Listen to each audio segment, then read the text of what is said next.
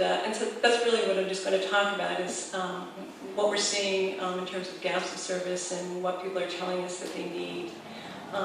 I can tell you that through our agency and the crisis services that we provide, we're seeing a strong trend towards increased numbers of combined and multi-generational households, which is sort of indicative of the current economic climate and the recession that we're seeing as people are moving in together.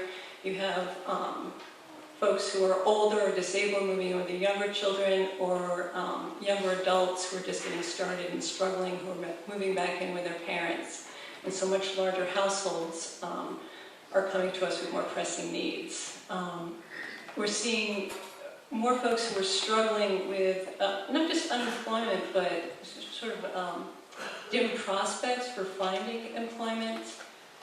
And just to give you a sense of what that means, this year 77% of the people that have come to us for these services have had a high school level education or more. So that's high school through master's degree, and are really struggling to get by or even find work. We're also seeing that some of the state budget cuts that have occurred have made it more challenging for people to sometimes access some of the services that they need, most of it for people who have special needs. So while we're seeing sort of an increased efficiency because we have these phone intake systems, for folks that have barriers or senior citizens that might not be able to negotiate those systems or be able to wait 20 minutes, there's a certain level of frustration and a real need for face-to-face service and contact. And so that's increased our caseload quite a bit, and I'm sure COSEV is seeing the same thing. I can tell you that homelessness has become our most pressing issue at homelessness and its prevention. We're seeing a growing panic among our clients facing this issue, and we're seeing an increased amount of people, particularly among the elderly and disabled, who are in very intense crisis and even sometimes suicidal. And we've had to deal with those situations, which is really unfortunate.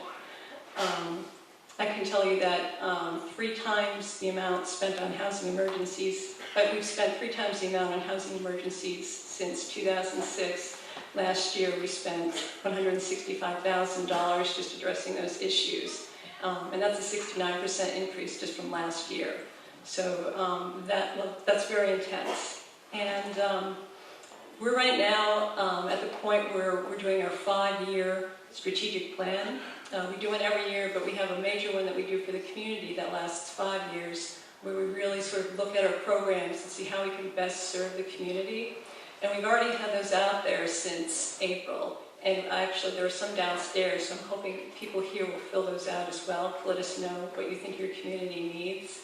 But I can tell you that what people are telling us is that in terms of their priorities and where they see gaps in service and need for help is, number 1 was affordable health and dental care, job-related issues such as job creation, job readiness, and livable wage, food security and access to affordable, nutritious food, public transportation of rural areas, homelessness prevention, economic sustainability and community revitalization, parenting education and child abuse intervention, services for the working poor, financial literacy and credit and asset building, and sharing resources cost effectively, which we all try very hard to do. Lisa, thank you very much.